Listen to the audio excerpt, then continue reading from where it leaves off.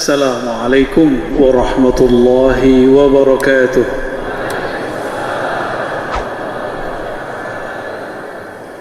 الحمد لله رب العالمين بنعمته تتم الصالحات.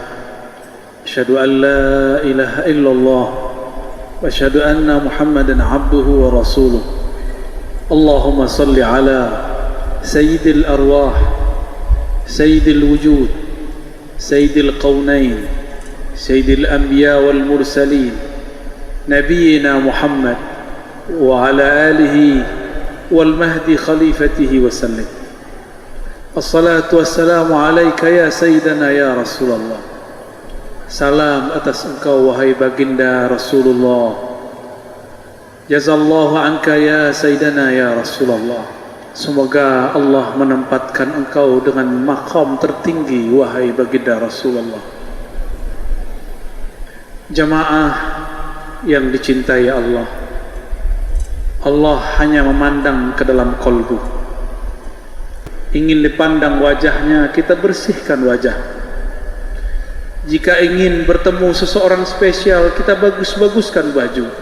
Kenapa ketika ingin bertemu Allah tidak membaguskan kolbu? Kalau kita habis makan coklat atau makan yang berkuah, ada kotoran di mulut, kita lap. Benar? Berani ketemu seseorang tanpa lap? Jika kita tidak berani bertemu seorang makhluk sebelum membersihkan wajah, kenapa engkau berani datang kepada Allah sebelum membersihkan kolbu? Nekat kita bertuhan. Itu sebabnya kita ditolak di pintu. Bab menuju Allah itu menolak kita. Jangankan kehadirat Allah, hadir di masjid dalam keadaan tidak suci, berani? Tidak berani.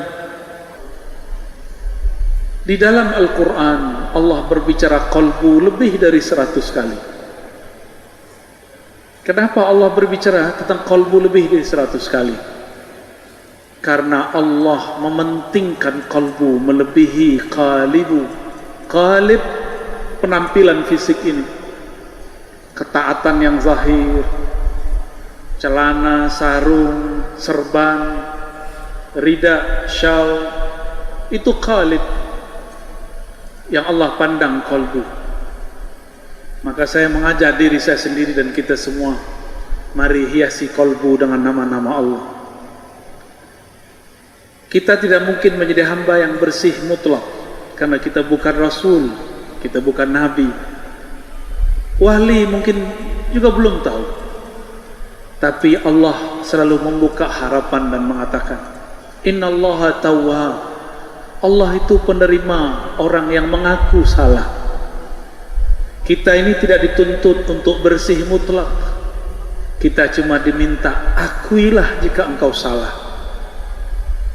Salat tadi tidak khusyuk, kita ngaku, ya Allah, aku berusaha khusyuk tapi aku tidak sanggup khusyuk. Engkaulah yang memberi khusyuk, ya Allah. Maka berikan kami pengenalan mengenai engkau, ya Allah, sehingga rasa khusyuk itu muncul. Amin ya rabbal alamin. Maka beragama jangan menyusahkan diri. Jangan kemudian mengatakan saya suci, saya ingin jadi orang suci dulu baru ganti dia. Tidak. Suci di situ artinya berusaha untuk suci, bukan suci yang mutlak. Maka di dalam Al-Quran ada kalimat di surah Al-Waqi'ah, la yamassuhu illa al-mutahharun. Tidaklah menyentuh Al-Quran kecuali yang mutahhar. Mutahhar artinya yang disucikan.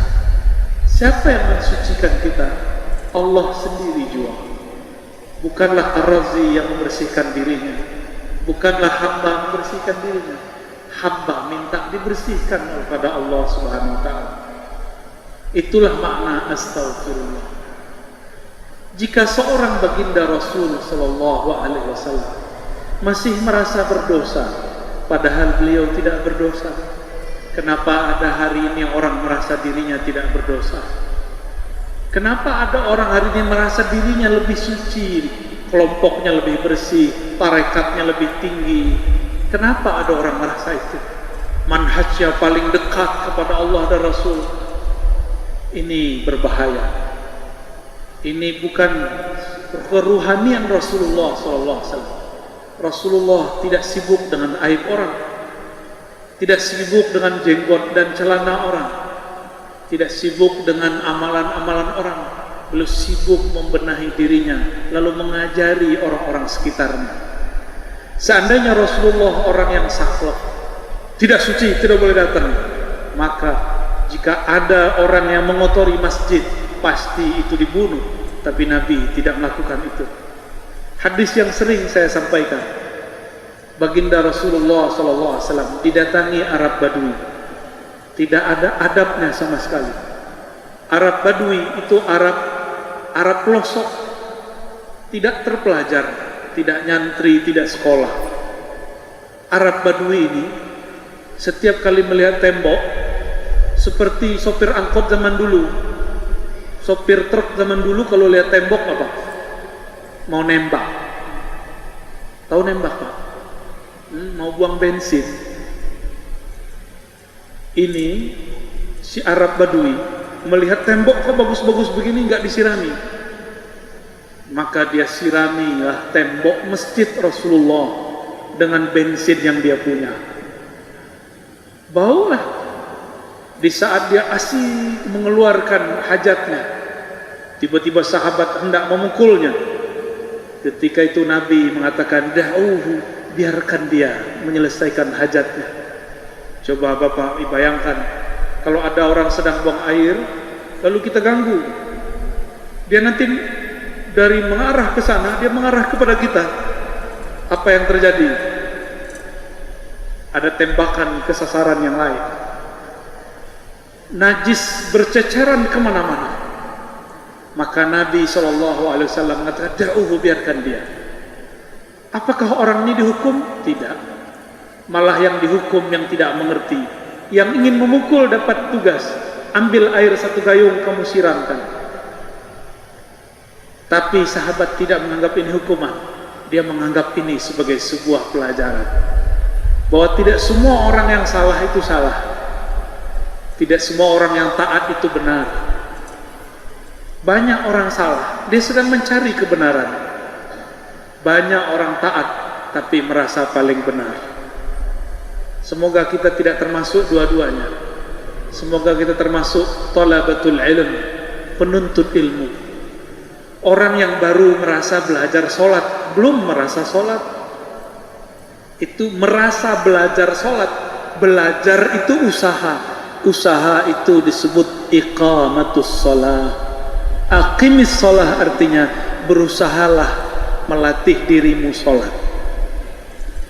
Kalau ada orang merasa sholat, Allah katakan fawailul lil musalli, celaka bagi orang yang merasa sholat. Jadi nanti jika ada orang belum sholat, kita tidak boleh hina. Ya, sepakat? Suatu kali Nabi SAW berdoa, hadis Sahih Bukhari, Allahumma inni as'aluka salamatas sadri. Ya Allah, aku memohon kepada Engkau salamah. Salamah bukan bahasa Arab, itu artinya bukan selamat. Salamah itu artinya terbebas dari keburukan dan aib. Apa arti salamah? Maka jika disebut Allahumma antas salam minkas salam tabarakta rabbana ya dzal jalali wal ikram, assalam, Allah yang maha terbebas dari aib dan kekurangan. Nabi mengatakan Allahumma inni as'aluka salamatas sadr. Ya Allah, aku minta selamat di dalam dadaku. Apa itu? Ini Nabi yang minta. Jika Nabi meminta dadanya selamat, terbebas dari aib, terbebas dari keburukan-keburukan, maka kita lebih wajib membacanya. Meskipun secara ilmu hadis, ilmu fikih, dalam ilmu fikih dianjurkan, disunnatkan, tapi secara ilmu hakikat berdoa seperti ini wajib. Ya, berdoa meminta supaya Allah selamatkan isi dada. Sadar bahasa Arab, sadar. Apa arti sadar bahasa Indonesia? Orang sadar. Tapi bahasa Indonesia sadar itu lawan daripada tidur atau mabuk, atau lawan daripada orang yang sudah lewat dari maksiat. Oh, dia sudah sadar. Tapi sadar dalam bahasa Arab, sadara, yasduru sadran, suduran, fahuwa sadirun wa dhaka masdurun. Sadara, bersumber. Sumber, di mana sumbernya? Di kolbu. Maka doa ini, ya Allah, aku memohon selamat di dalam sadarku, selamat di dalam kolbuku. Bacalah doa ini setiap selesai sholat, ya. Insya Allah sebelum wafat Allah angkat jadi walinya, kekasihnya. Amin ya Rabbal. Karena cara jadi kekasih Allah gampang-gampang susah, gampang-gampang susah. Hatta kepada anjing tidak boleh benci. Suatu kali ada seorang perempuan pelacur. Ini pelacur, Pak. Mungkin ini profesi yang kita anggap paling hina, tapi ternyata pelacur ini, meskipun dirinya dia lacurkan, di kolbunya masih ada rahmat Allah. Dia melihat anjing kehausan, diambilkan air, dia suapkan kepada anjing itu. Kita katanya orang yang sujud 5 kali sehari, melihat anjing ditabrak. Di mana rahmat Allah di kolbumu? Di mana rahmat Allah di kolbumu? Karena wali Allah itu adalah hamba yang di kolbunya ada rahmatullah. Di kolbunya ada rahmat Allah. Apa arti rahmat? Kasih sayang. Hatta kepada semut kita kasih, pohon-pohon kita kasih. Maka orang-orang yang merusak ekosistem alam semesta, mereka adalah musuh-musuh Allah. Mereka harus membayar. Yang sudah merusak ekosistem alam, bayar dengan menanam kembali. Tanam kembali di tempat yang lain. Jika memang kemudian jadi itu tempat usaha, tanam di tempat yang lain. Jika tidak, maka Allah akan menyatakan perang kepada kita, ya. Jadi kekasih Allah gampang-gampang susah. Coba perhatikan hadisnya. La yazalu abdi, hadis Bukhari. Senantiasalah hambaku yataqarrabu ilayya bin nawafil, mendekatkan diri kepadaku dengan amal-amal nawafil, tambahan, ringan. Nawafil itu tambahan plus ringan. Hatta uhibbahu, sehingga aku jatuh cinta kepadanya. Kalau kita jatuh cinta, kita punya perhatian nggak dengan orang yang kita cintai? Maka kita boleh artikan, hambaku beramal dengan amal-amal yang remeh, ringan menurut dia, tapi membuat aku punya perhatian cinta kepadanya. Hatta uhibbahu, sehingga aku punya perhatian cinta kepadanya.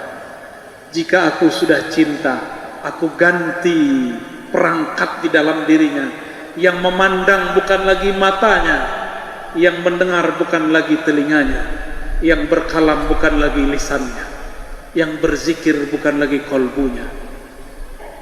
Allah mengatakan, kuntu, akulah yang berkalam saat dia berkalam, akulah yang mendengar saat dia mendengar, akulah yang memandang saat dia memandang. Jangan bayangkan Allah itu galak, ya. Allah itu asik, Pak. Rasulullah asik nggak orangnya? Rasulullah itu asik, cuma sahabat yang sungkan. Rasulullah itu mudah senyum, nggak tegang, Pak. Begini terus. Allahu Akbar, bid'ah, haram. Nggak begitu Rasulullah. Rasulullah itu penyayang Rasulullah. Apa kata beliau? Aku kepada kalian seperti ayah kepada anak-anak. Ayah kepada anak-anak ada masanya ngajar, ada masanya bermain-main, ada masanya berkasih sayang. Akrab Rasulullah SAW dengan para sahabat. Allah sebelum kita dicipta sudah tahu masalah kita, sudah atau belum? Terus untuk apa kita kasih tahu kepada Allah? Kalau doa minta keteguhan, bukan minta macam-macam. Coba lihat Nabi mengajarkan doa apa? Kita sudah hafal semua. Allahumma inni ala dzikrika wa syukrika wa husni ibadat. Ya Allah, bantu aku berzikir. Enggak minta banyak zikir, minta dibantu supaya bisa karena nama Allah sangat berat. Wa syukrika, bersyukur. Enggak minta fulus, tapi kalau fulus sudah punya bersyukur kan? Kalau harimnya banyak bersyukur nanti. Anak-anak, dulu saya sendiri, anak saya banyak. Nabi Adam itu senang melihat umatnya sekarang banyak yang sholat. Kata baginda Rasul SAW, inni mukatsirun bikumul umam. Aku berbangga dengan umat yang lain karena umatku banyak. Kembali ke bab yang tadi. Nabi tidak mengajarkan minta barang. Nabi mengajarkan tujuan. Tujuan kalau punya harta supaya apa? Supaya bisa beramal soleh, bersyukur. Jangan minta hartanya takut lupa diri, mintalah syukurnya. Ya, Nabi ditanya, ya Rasulullah, apa amalan paling mulia? Nabi mengatakan, mengingat Allah sebanyak-banyaknya. Baik engkau lagi sholat, lagi zikir, lagi sedekah, hatta jihad. Ternyata orang berjihad kalau nggak zikir, jihadnya kurang sempurna. Makanya banyak orang jihad niatnya tidak benar, mau menikahi 72 bidadari, ya salah. Sedikit itu bro, ya, menikahi 72 bidadari itu sedikit. Ente kalau masuk surga 1000 aja sedikit. Terlalu rendah. Masuk surga cuma urusan bainal fakhizain, antara dua paha. Itu terlalu hina ente masuk surga begitu. Mending datang ke lokalisasi aja. Jihad bukan itu. Jihad li'ila'i kalimatillahi hiyal ulya, untuk menegakkan kalimah Allah yang tinggi. Sebelum meninggikan kalimah Allah di sana, tinggikan dulu di dalam diri.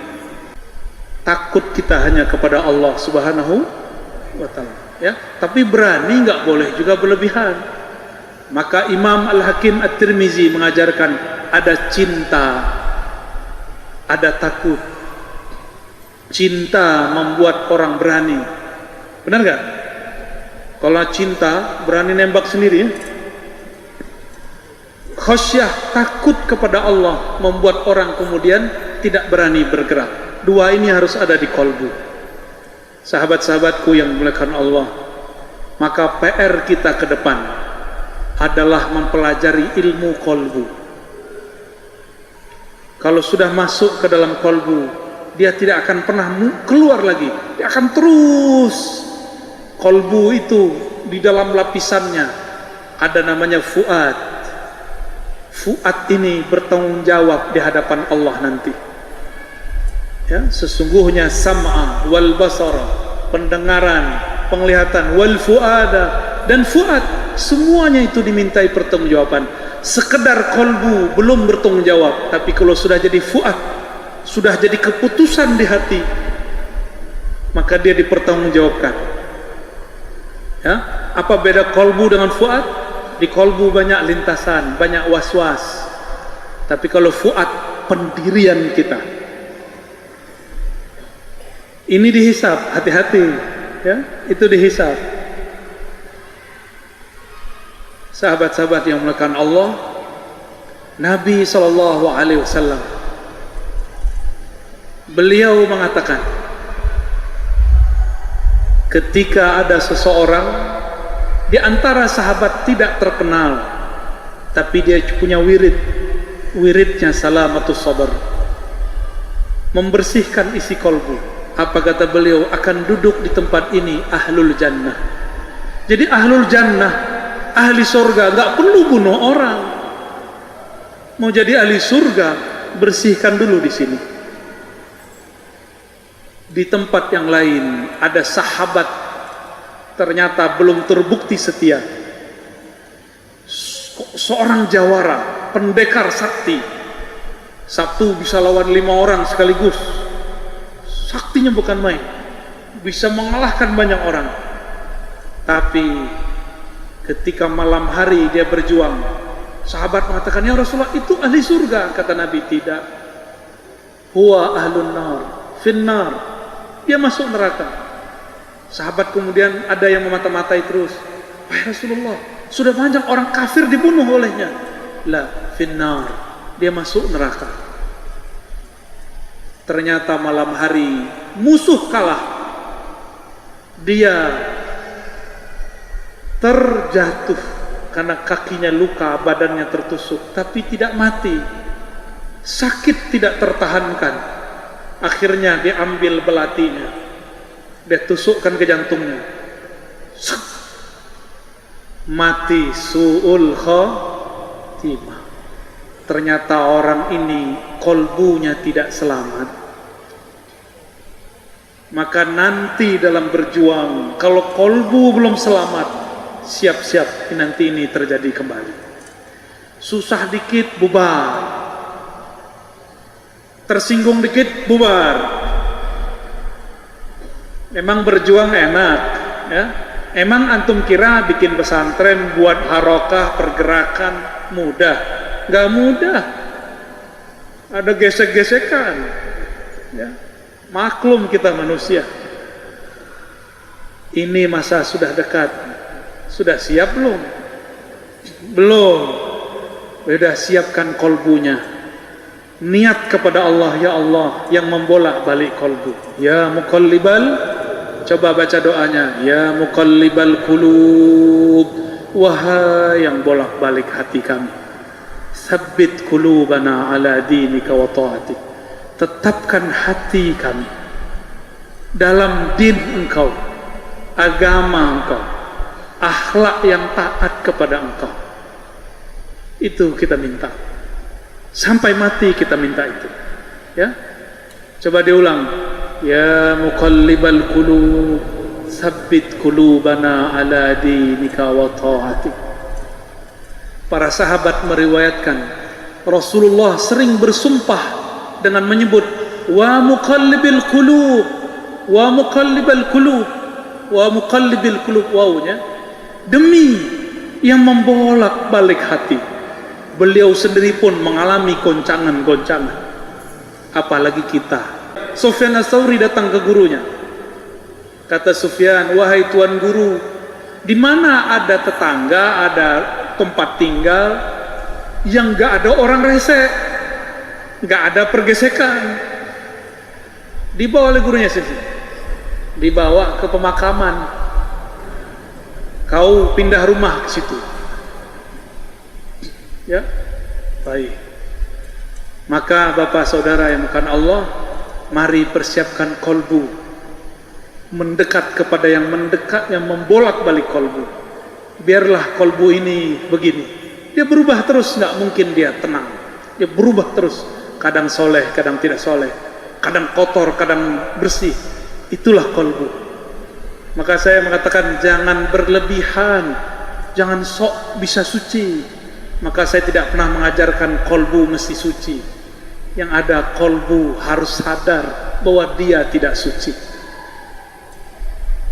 Insya Allah setelah azan kita, kalau ada tanya jawab, kita tanya jawab. Wassallallahu ala nabiyina Muhammad.